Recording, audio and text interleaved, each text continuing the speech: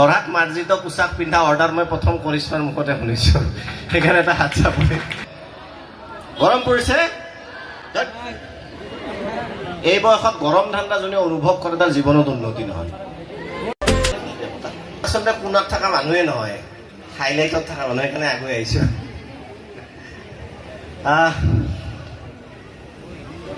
আজিৰ এই সভাৰ সভাপতি তথা বৰভাগ মহাবিদ্যালয়ৰ মাননীয় অধ্যক্ষ,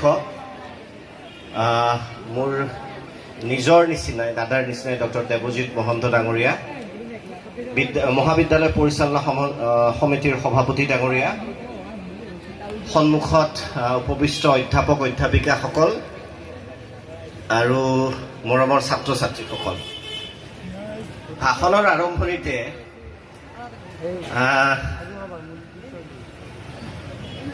যি ইউনিয়ন আছে